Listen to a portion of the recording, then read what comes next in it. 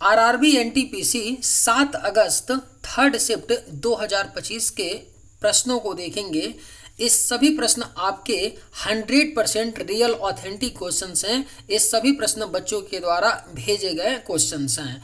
Hello, आप सभी कैसे हैं? आप सभी का मेरे यूट्यूब चैनल बीएचयू एकेडमी में स्वागत है। आज हम लोग थर्ड शिफ्ट 7 अगस्त 2025 एनटीपीसी अंडर ग्रेजुएट के क्वेश्चंस को देखेंगे, किस प्रकार के आपके क्वेश्चंस पूछे गए हैं। तो चलिए बिना देर किए शुरू करते हैं। पहला क्वेश्चन आपका पूछा गया था कि भाषा के आधार पर गठित होने वाला जो पहला राज्य है वो कौन सा है। तो यह आपका आंध्र प्रदेश राज्य था। भाषा के आधार पर गठित होने वाला पहला राज्य, भाषा के आधार पर गठित होने वाला पहला राज्य आंध्र प्रदेश। इसका गठन जो है यह 1953 में हुआ था, जब मद्रास राज्य के तेलुगु भाषी उत्तरी क्षेत्रों को मिलाकर इसे बनाया गया था। आंध्र प्रदेश जब मद्रास जो राज्य था उसके तेलुगु भाषी क्षेत्रों को मिलाकर के आंध्र प्रदेश राज्य का गठन 1953 में किया गया।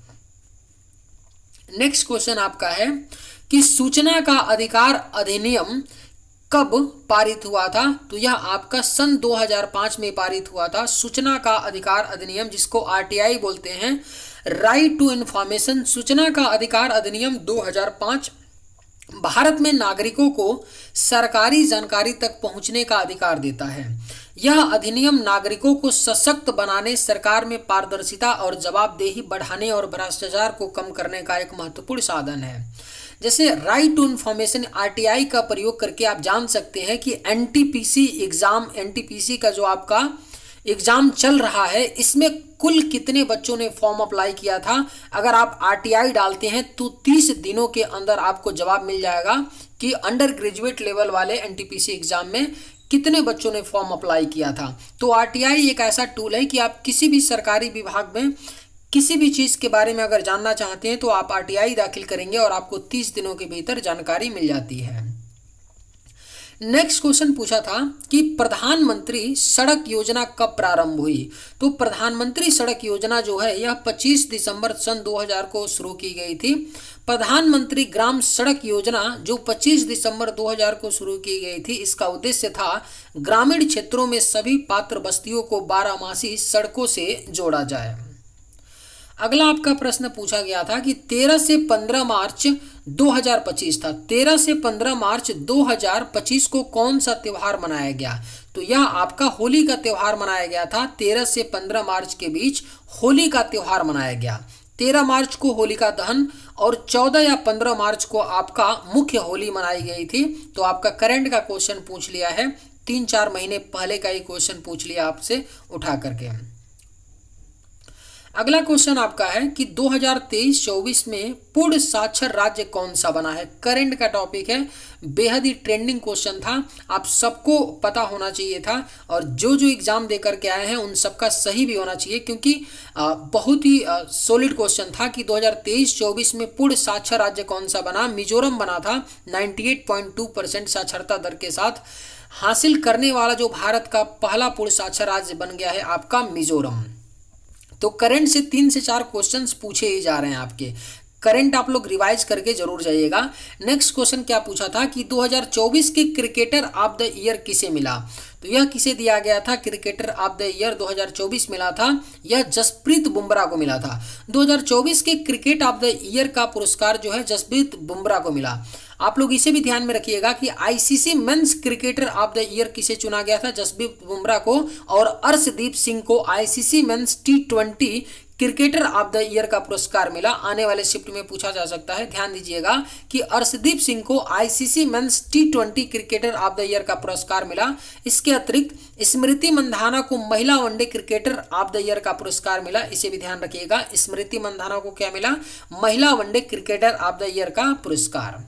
नेक्स्ट क्वेश्चन आपका क्या था कि WHO का मुख्यालय पूछ लिया है। आपका स्टैटिक का क्वेश्चन है। WHO वर्ल्ड हेल्थ ऑर्गेनाइजेशन का जो मुख्यालय है वह स्विट्जरलैंड के जिनेवा में है। कहाँ पे है, तो स्विट्जरलैंड के जिनेवा में है आपका। अब विश्व स्वास्थ्य संगठन की बात करें तो इसकी स्थापना 7 अप्रैल 1948 को हुई थी। इसे भी आप लोग ध्यान में रखिएगा, 7 अप्रैल 1948। एक क्वेश्चन आपका था अम्ल का कौन सा गुण नहीं है? 4 ऑप्शन दिया था और पूछा गया था कि अम्ल का कौन सा गुण नहीं है। आपके क्या थे ऑप्शंस में? पहला था कि स्वाद, अम्ल का जो स्वाद है खट्टा होता है। बात सही है, तो बिल्कुल सही था। लिटमस पेपर, अम्ल नीले लिटमस पेपर को लाल कर देता है, ये भी सही है। धातुओं के साथ अभिक्रिया, अम्ल सक्रिय धातुओं के साथ अभिक्रिया करके हाइड्रोजन गैस उत्पन्न करते हैं, बिल्कुल सही था। क्षार के साथ अभिक्रिया, अम्ल क्षार के साथ अभिक्रिया करके लवण और पानी बनाते हैं, ये भी था। एक और ऑप्शन था आपका, ऑप्शन में चौथा जो ऑप्शन ये था कि जो अम्ल होता है वह विद्युत का क्या बोलते हैं कि चालकता नहीं होता है। उसमें ऑप्शन चौथा था कि विद्युत का चालकता नहीं होता है, जबकि ये गलत है। विद्युत का क्या होता है? आपका चालकता होता है अम्ल। तो 4 ऑप्शन कुछ इस प्रकार से थे, ठीक है। ये भी ध्यान में रखिएगा कि विद्युत का चालकता, जलीय विलयन में अम्ल विद्युत का चालन करते हैं, यानी विद्युत के चालकता होते हैं। अम्ल का जो पीएच मान होता है 7 से कम होता है, याद रखिएगा, ध्यान में रखिएगा कि जो अम्ल का पीएच मान होता है वो क्या होता है? 7 से कम होता है। नेक्स्ट क्वेश्चन क्या है? टास्क मैनेजर ओपन करने की शॉर्टकट की। ध्यान रखिए, कंप्यूटर से आपका 1 से 2 क्वेश्चन पूछा जा रहा है ना। तो कंप्यूटर को रिवाइज करके जरूर जाइएगा। जिसका भी नेक्स्ट आने वाले दिनों में एग्जाम है, आप लोग कंप्यूटर हो गया और 1 साल का कम से कम करंट अफेयर्स आप लोग रिवाइज करिए। करंट अफेयर्स में 3 से 4 क्वेश्चन आ रहा है और कंप्यूटर से 1 से 2 क्वेश्चन आपका पूछा जा रहा है। सेकंड शिफ्ट में भी पूछा गया था 1 क्वेश्चन और इसमें भी आपका 1 क्वेश्चन पूछा गया था। टास्क मैनेजर ओपन करने की जो शॉर्टकट की होती है क्या होता है? तो टास्क मैनेजर ओपन करने की जो शॉर्टकट की होती है control plus shift plus ESC होता है। विंडोज में किसी फाइल को बिना रिसाइकल बिन में भेजे अस्थायी रूप से हटाने के लिए शॉर्टकट की क्या होता है? तो शिफ्ट प्लस डिलीट होता है। शिफ्ट प्लस डिलीट शॉर्टकट का उपयोग किया जाता है। यह शॉर्टकट रिसाइकल बिन को बाईपास करके, जिससे कि फाइल अस्थायी रूप से हट जाती है और उसे पुनः प्राप्त करना मुश्किल हो जाता है। विंडोज में किसी भी फाइल को बिना रिसाइकल बिन में भेजे अस्थायी रूप से डिलीट करने के लिए जो शॉर्टकट की होता है शिफ्ट प्लस क्या होता है? डिलीट होता है। आपका ये क्वेश्चन कहाँ से पूछा था? दिल्ली सल्तनत से पूछा था। मुझे ये पूरा क्वेश्चन नहीं मिल पाया है, आपको पता होगा तो बताइएगा। बच्चे बता रहे थे कि दिल्ली सल्तनत से क्वेश्चन था। मैथ में एक क्वेश्चन पूछा गया था कि 15 का भाग देना संख्या में पूरी तरह कट जाए। एक संख्याएं दी गई थी, 4 ऑप्शन दिया गया था और पूछ लिया गया था कि 15 से भाग देने पे कौन सी संख्या पूर्ण रूप से कट जाएगी। और एक क्वेश्चन मैथ में आपका पूछा गया था 8 की विभाज्यता का नियम पर आधारित एक आपका क्वेश्चन था। अब ओवरऑल देख लेते हैं कि किस सेक्शन वाइज देख लेते हैं कि आपका किस टॉपिक से कितना कितना क्वेश्चन पूछा गया है पूरे पेपर में। अगर मैथमेटिक्स सेक्शन की हम बात करते हैं तो सिंप्लीफिकेशन से 3 क्वेश्चन, 2 से 3 क्वेश्चन पूछा जा रहा है। मैथमेटिक्स सेक्शन हम लोग देख रहे हैं 2 से 3 क्वेश्चन। एवरेज की बात करें तो 2 क्वेश्चन आ रहा है। CISI से भी आपका 2 क्वेश्चन आ रहा है। टाइम एंड वर्क से कितना क्वेश्चन आ रहा है? 2 क्वेश्चन। और मेंसुरेशन से कितना आ रहा है? तो आपका 1 क्वेश्चन आ रहा है। परसेंटेज की बात करें तो आपका थर्ड शिफ्ट में परसेंटेज से कोई क्वेश्चन नहीं था। प्रॉफिट एंड लॉस से 3 क्वेश्चन था। स्टैटिस्टिक्स से कितना था? 3 था। नंबर सिस्टम से भी आपका इसमें क्वेश्चन नहीं था। थर्ड वाले शिफ्ट में नहीं था। हाइट एंड डिस्टेंस से 1 क्वेश्चन आपका था। तो आप लोग ध्यान में रखिएगा कि किस सेक्शन से कितना क्वेश्चन आ रहा है। आपका ट्रिग्नोमेट्री से भी 1 क्वेश्चन था। अलजेब्रा से इसमें क्वेश्चन नहीं था। रीजनिंग सेक्शन की अगर बात कर लेते हैं, रीजनिंग सेक्शन की अगर बात करेंगे तो कोडिंग डिकोडिंग से आपका क्वेश्चन था। 1 क्वेश्चन था कोडिंग डिकोडिंग से। सीरीज से आपके 4 क्वेश्चन थे। ब्लड रिलेशन से 2 क्वेश्चन थे। सिटिंग अरेंजमेंट से आपका क्वेश्चन नहीं था। एनोलॉजी की बात कर लेते हैं तो एनोलॉजी से क्या था? आपका 2 क्वेश्चन था और मिरर इमेज से भी आपके 2 क्वेश्चन थे। तो ओवरऑल अगर बात करते हैं, जीके सेक्शन भी देख लेते हैं। जीके सेक्शन में क्या था?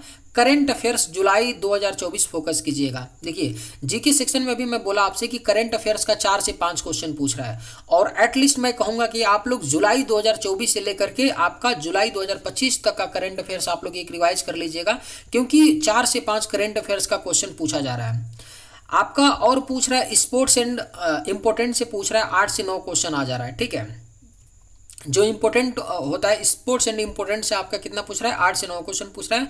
पॉलिटी और आर्टिकल से 1 से 2 क्वेश्चन बन जा रहा है। पॉलिटिकल साइंस से क्वेश्चन आ ही रहे हैं आपके। प्लानिंग कमीशन से क्वेश्चन पूछ रहा है और आपका कंप्यूटर से 2 क्वेश्चन पक्का पूछा जा रहा है। तो ये आपके सारे रहे कि किस सेक्शन से कितने क्वेश्चंस पूछे जा रहे हैं। चलिए आज के वीडियो में बस इतना ही। अगर आप लोगों को ये वीडियो पसंद आए और इसी तरह का एनालिसिस आप लोगों को टाइम पे मिलता रहे तो आप लोग मेरे चैनल को सब्सक्राइब जरूर कर लीजिएगा और घंटे को जरूर दबा लीजिएगा। जय हिंद।